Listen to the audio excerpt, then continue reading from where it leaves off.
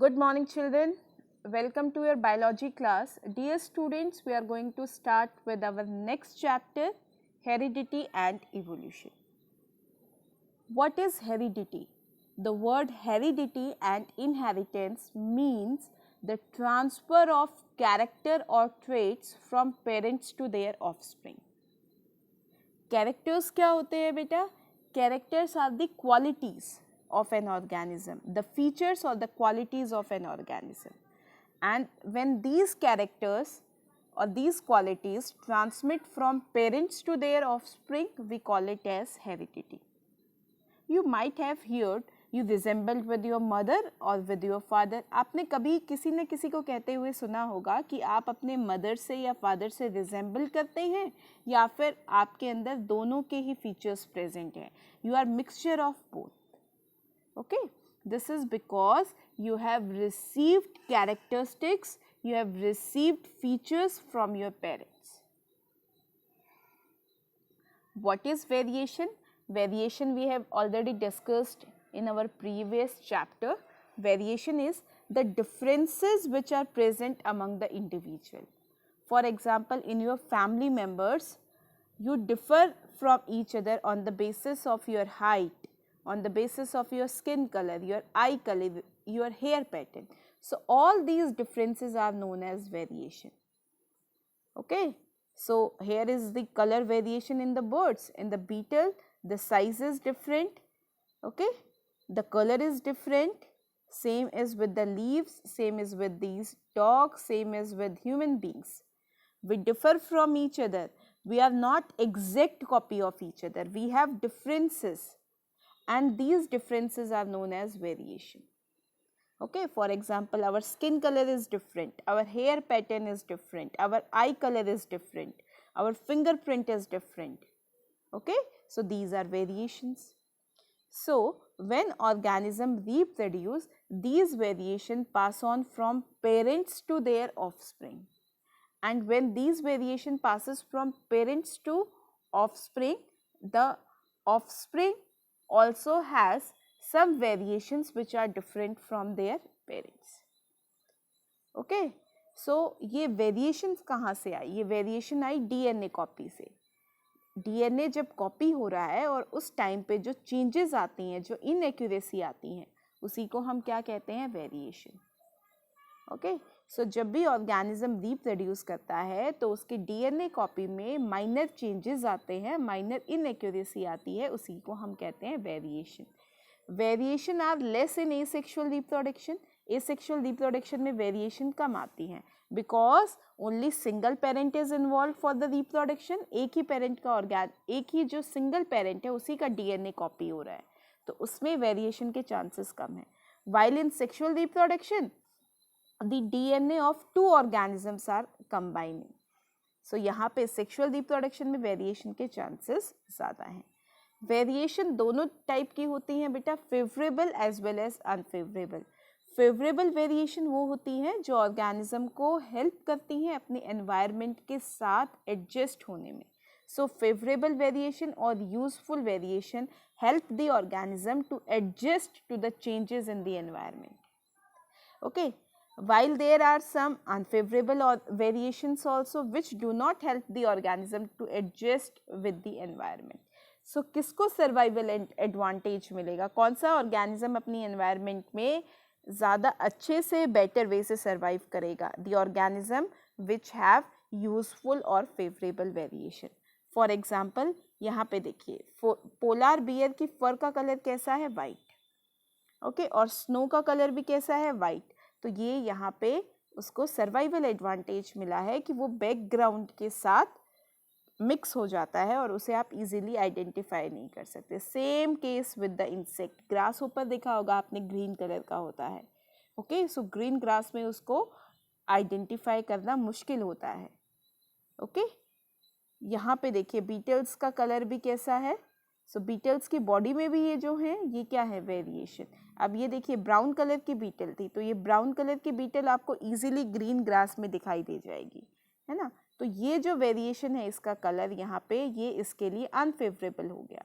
वहीं पे यहाँ पे ये जो ग्रीन कलर की बीटल है बेटा, इसका कलर कैसा है? ग्रीन. सो इसे सर्वाइवल एडवांटेज मिलेगा, क्योंकि ग्रीन ग्रास में इसको आइडेंटिफाई करना मुश्किल होगा और ऑर्गेनिज्म इसके ऊपर फीड नहीं कर पाएंगे. For example crow feed on these beetles. तो क्रो को ग्रीन ग्रास में ये ब्राउन वाली बीटल्स इजीली दिखाई दे जाएंगे और ये जो ग्रीन वाली बीटल है वो इजीली दिखाई नहीं देगी. Okay, so the differences are known as variation. So these are some of the variation. In this picture you can see the ear lobe is attached. यहाँ पे आपको दिखाई दे रहा होगा बेटा, ये जो ear lobe है ये यहाँ पे attach है. ओके आप अपने घर पे अपनी ईयर लोब ऑब्जर्व कीजिएगा as well as your family members ear lobe देखिएगा. यहाँ पे ये जो ईयर लोब है ये अटैच है. मैंने ऑनलाइन क्लासेस में भी आपको बताया था अटैच और फ्री ईयर लोब कैसी होती हैं. यहाँ पे आपको आई कलर में डिफरेंसेस दिख रहे हैं. हेजल आई कलर है, ब्लैक है, ब्राउन है, ब्लू आई कलर है. Same is the case with hair colour. तो यहाँ पे आई कलर में वेरिएशंस हैं और यहाँ पे हेयर कलर में. ओके हेयर टाइप डिफरेंट होता है, किसी के कर्ली होते हैं, किसी के स्ट्रेट होते हैं, किसी के वेवी होते हैं. नोज किसी का थिन और पॉइंटेड होता है. ओके किसी का राउंडेड होता है आगे से. Okay so these are the variation. Height के बेसिस पे भी वेरिएशंस हैं बेटा.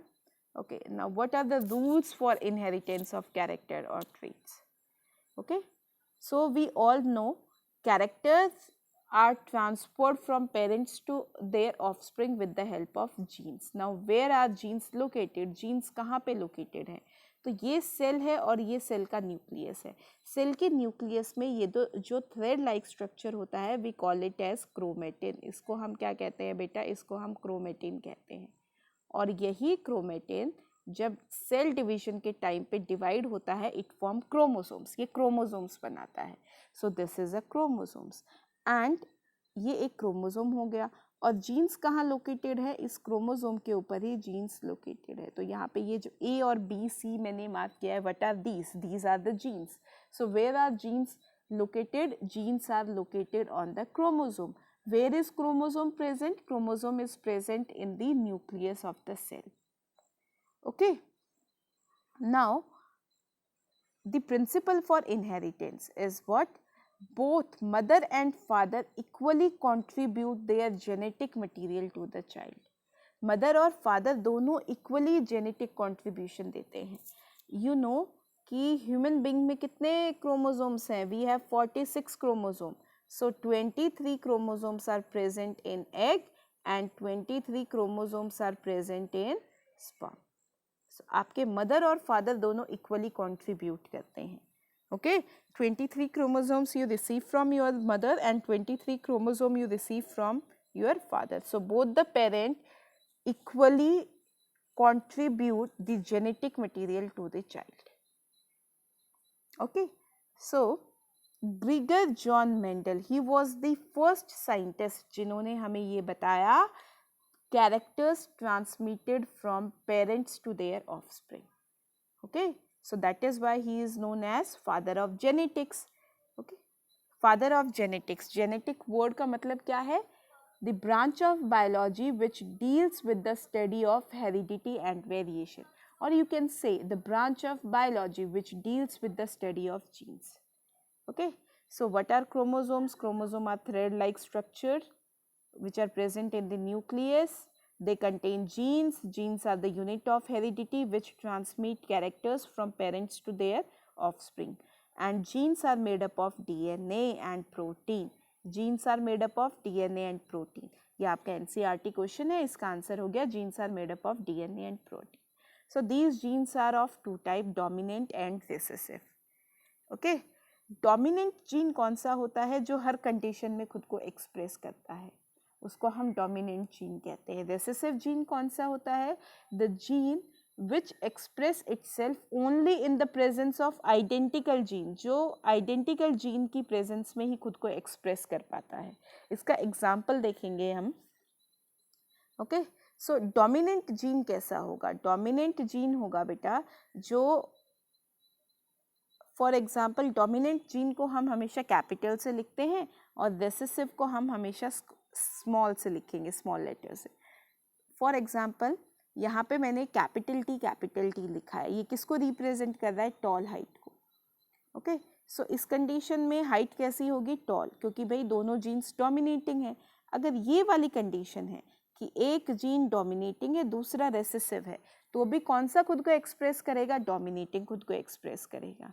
तो डोमिनेंट जीन खुद को होमोजाइगस कंडीशन जब दोनों सेम हो, या फिर हेट्रोजाइगस कंडीशन जब दोनों डिफरेंट हो, उन दोनों में खुद को एक्सप्रेस करता है। अब बात आती है बेटा रेसेसिव की। सो रेसेसिव खुद को कब एक्सप्रेस करेगा, रेसेसिव ओनली एक्सप्रेस इटसेल्फ जब वो होमोजाइगस कंडीशन में होगा। ओके, स्मॉल टी रिप्रेजेंट कर रहा है डॉर्फ हाइट को, छोटी हाइट को। तो छोटी हाइट कब होगी, जब दोनों जीन्स हमेशा पेयर की फॉर्म में प्रेजेंट होते हैं, genes are present in the pair form. Okay, for every single character we receive 2 genes. हर एक सिंगल कैरेक्टर के लिए हमें 2 जीन रिसीव करते हैं, 1 from your mother 1 from your father. Okay, for every single character we receive 2 genes, 1 from mother 1 from father. Okay, now this genotype का मतलब क्या है, देखिए यहाँ पे G for genotype. Okay, genotype में कौन सा वर्ड आ रहा है, जीन वर्ड। तो जीनोटाइप का मतलब है combination of genes. Okay, organism की बॉडी में किस टाइप के जीन्स प्रेजेंट है, P for phenotype, P for physical appearance. Phenotype का मतलब क्या है कि जो ऑर्गेनिज्म की फिजिकल अपीयरेंस कैसी है, जो जीन्स का कॉम्बिनेशन होता है, जो जीनोम होता है, जो जीन सेट होता है, उसको हम जीनोटाइप कहते हैं, और जो फिजिकल अपीयरेंस होती है we call it as phenotype. Filial generation कौन सी है, जो नेक्स्ट जनरेशन आती है, जब पेरेंट्स रिप्रोड्यूस करते हैं और जो नेक्स्ट जनरेशन आती है उसको हम कहते हैं filial generation.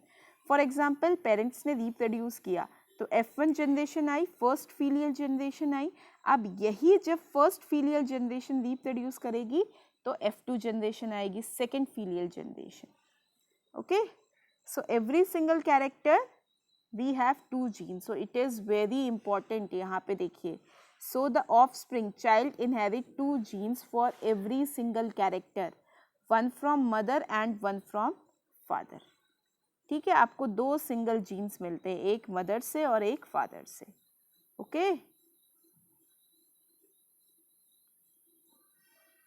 Now Gregor John Mendel, he is known as father of genetics. देखिए, ग्रीगर जॉन मेंडल एक टीचर बनना चाहते थे, बट टीचर के एग्ज़ाम में वो फेल हो गए। सो वो वापस आए अपनी चर्च में, मोनेस्ट्री में वो वापस आए, ऑस्ट्रिया से बिलोंग करते थे, और उन्होंने अपने चर्च के पीछे जो गार्डन था उसमें पी प्लांट को ग्रो किया। सो मेंडल ने जो पी प्लांट ग्रो किया वो उसका साइंटिफिक नेम क्या है, the scientific name of that garden pea is Pisum sativum. देखिए, पाइसम का पी कैपिटल है, सैटिवम का एस स्मॉल है। आपने रूल्स पढ़े थे for writing scientific name, genus का फर्स्ट लेटर कैपिटल, स्पीशीज का first letter small, and both are separately underline. अगर ये बुक्स में प्रिंट होंगे तो इटैलिक्स में प्रिंट होंगे। सो ये जो पी प्लांट मेंडल ने सिलेक्ट किया, ये कौन सा था, ये गार्डन पी था। ओके, इस पी को हम नहीं खाते क्योंकि ये टॉक्सिक होता है। हम कौन सा खाते हैं, हम स्वीट पी खाते हैं बेटा।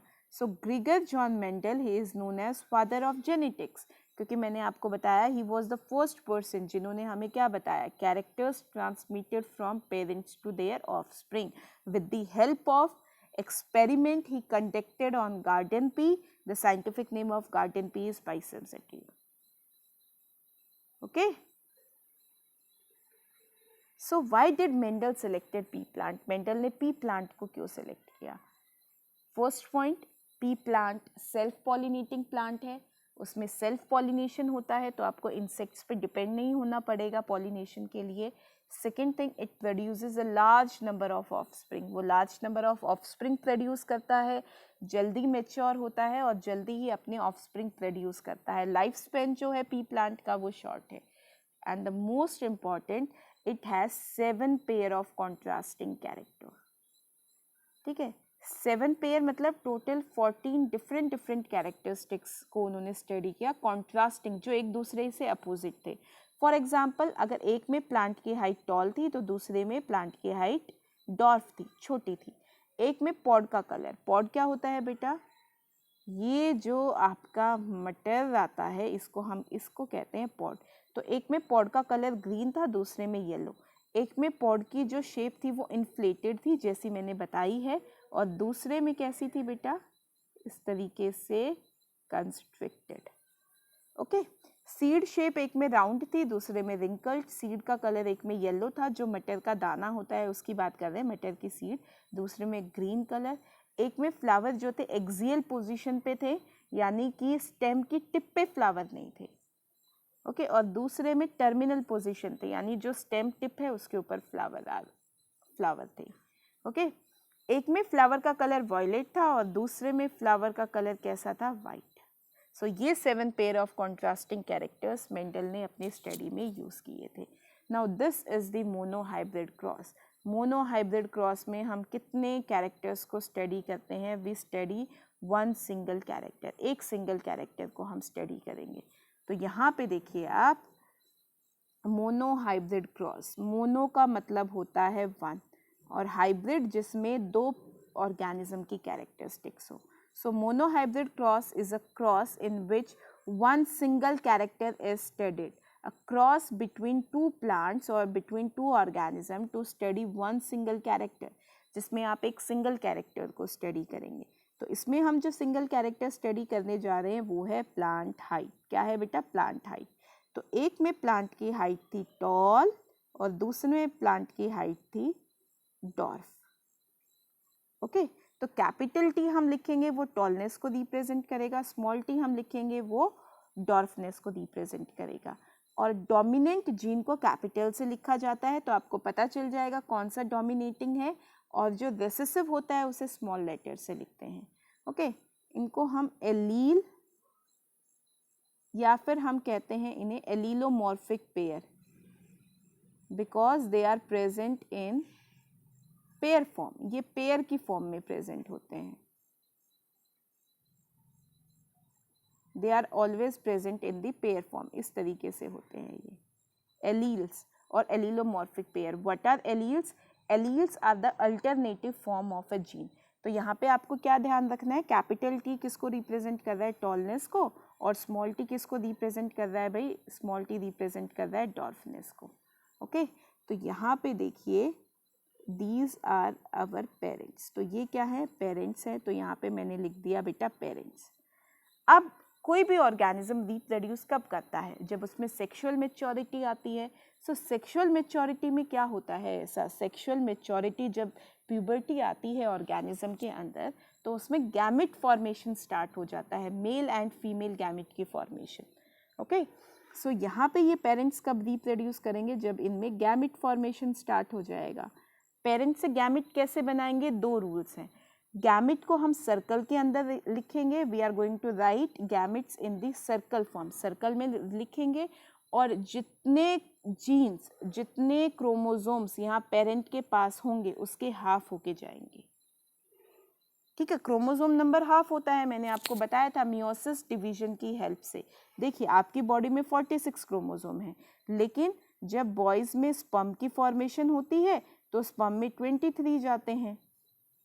ओके, स्पर्म में 23 गए। Same happens in the case of egg, और एग में भी कितने जाते हैं, एग में भी 23 गए। तो ये क्रोमोसोम नंबर हाफ कैसे हुआ, with the help of meiosis, meiotic division, जिसको हम रिडक्शनल डिवीजन कहते हैं, जिसमें क्रोमोसोम नंबर हाफ होके जाते हैं। ठीक है, तो ये यहाँ पे मियोटिक डिवीजन हो। तो आपको पता है कैपिटल टी किसको रिप्रेजेंट कर रहा है और स्मॉल टी किसको रिप्रेजेंट कर रहा है। ठीक है, तो यहाँ पे ये पेरेंट्स हैं, और गैमेट कैसे बनेंगे, दो रूल है। गैमेट्स को किसके अंदर लिखेंगे, सर्कल के अंदर, और गैमेट्स हाफ, गैमेट्स में जो क्रोमोसोम्स जाते हैं वो हाफ होके जाते हैं।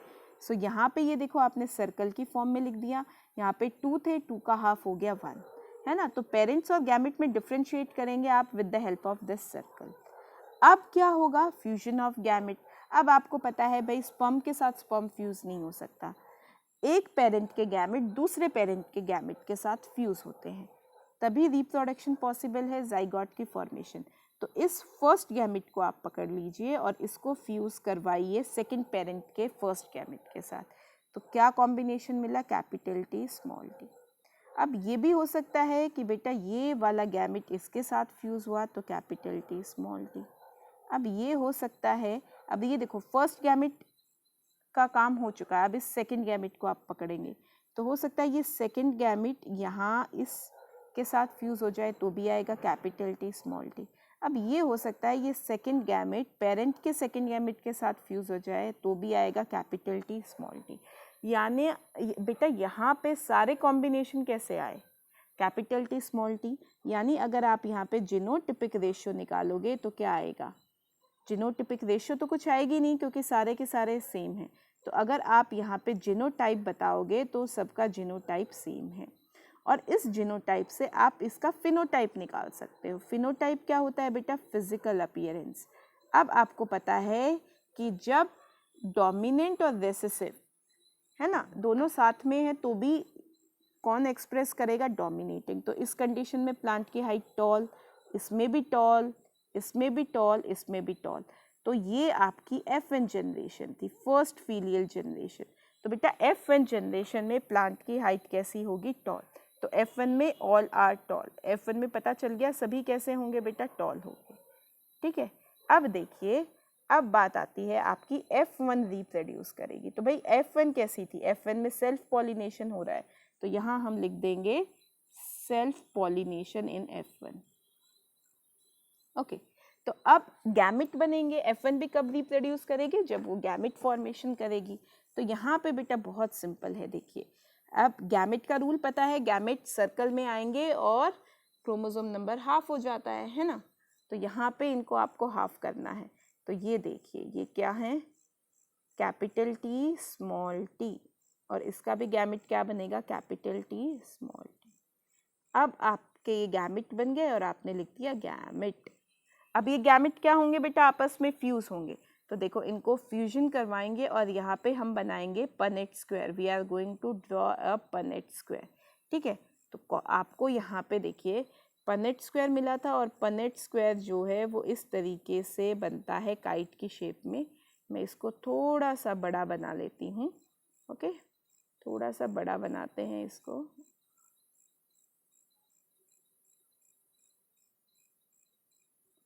आप चाहे तो इस पनेट स्क्वायर को सीधा भी बना सकते हैं लेकिन ये इसी शेप में बनता है। तो अब इन गैमेट्स को लिखिए capital T small T, capital T small T. Okay, यहाँ पे आपने ये सिंबल लगा दिया डायरेक्शन वाला। ये किसको रिप्रेजेंट कर रहा है भाई, मेल को। जो बॉयज़ हैं देखो किसी भी डायरेक्शन में घूमते हैं, है ना। तो ये जो डायरेक्शन वाला सिंबल बनाया मैंने ये मेल के लिए। Females are always positive in nature, तो ये फीमेल का सिंबल, तो मैंने यहाँ पे ये फीमेल का सिंबल बता दिया। तो यहाँ पे ये क्या बता रहा है कि ये मेल गैमेट है और ये फीमेल गैमेट है। अब देखो जिस बॉक्स में जो गैमेट आ रहा है उनको कंबाइन करके लिखिए, जैसे कैपिटल टी है ना, और ये जो टी है ये यहाँ भी जाएगा तो कैपिटल टी स्मॉल टी। अच्छा, कैपिटल को पहले लिखने की कोशिश कीजिएगा, ठीक है। अब इस वाले बॉक्स में देखिए ये वाला जो कैपिटल टी है ये यहाँ नीचे भी आएगा कैपिटल टी स्मॉल टी, और इस बॉक्स में क्या आ जाएगा, स्मॉल टी। कुछ नहीं किया है बेटा, जिस स्क्वायर में जो गैमेट आ रहा है वही लिखना है, जैसे ये यहाँ पे और ये यहाँ।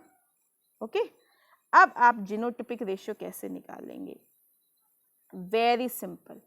आपको जैसा जीन्स का कॉम्बिनेशन स्क्वायर में मिला है उसको लिखो। देखो capital T capital T, capital T small T, small T small T, यही कॉम्बिनेशन मिले हैं भाई। ये कैपिटल टी, ये कैपिटल टी स्मॉल टी, यहाँ पे भी कैपिटल टी स्मॉल टी और ये स्मॉल टी। अब इनको काउंट करो, कैपिटल टी ऐसा कॉम्बिनेशन है 1, कैपिटल टी स्मॉल टी ऐसे कॉम्बिनेशन है 1, 2 है, 1 and 2, तो ये 2 हो गए। स्मॉल टी कितना है, 1। तो बेटा आपकी ये जो मोनोहाइब्रिड क्रॉस है, मोनोहाइब्रिड क्रॉस में F2 जनरेशन, ये आपकी कौन सी जनरेशन थी, F2 generation, second filial generation. Genotypic ratio हमेशा क्या आएगी, 1:2:1। It will always be 1:2:1। और जीनोटिपिक रेशियो से आप निकाल सकते हैं फिनोटिपिक रेशियो। कितना आसान है, देखो इस कंडीशन में प्लांट कैसा है, टॉल, तो यहाँ पे 1 टॉल हो गया भाई। कैपिटल टी स्मॉल टी, इस कंडीशन में प्लांट कैसा है, टॉल, तो 2 + 1 कितने टॉल हो गए, टोटल 3 टॉल हो गए। और डॉर्फ कितना बच गया, एक ही बच गया, तो 3:1. F2 generation monohybrid cross phenotypic ratio will always be 3:1. Monohybrid cross में F2 जनरेशन में जीनोटिपिक रेशियो 1:2:1 आएगी. जीनोटिपिक से हम फिनोटिपिक निकाल सकते हैं. फिनोटिपिक का मतलब है फिजिकली देखने में कैसा है. इस कंडीशन में भी टॉल है, इस कंडीशन में भी टॉल है. 2 + 1 3 टॉल हो गए, तो 3 टॉल और 1 आपका हो गया डॉर्फ. तो टॉल और डॉर्फ का रेशियो क्या आया, 3:1. कौन सी क्रॉस में, मोनोहाइब्रिड क्रॉस. कौन सी generation, F2 generation. I hope बेटा आपको ये समझ में आया होगा monohybrid cross. Okay, and tomorrow we are going to discuss dihybrid cross. Thank you class, practice कीजिए बेटा. Thank you so much.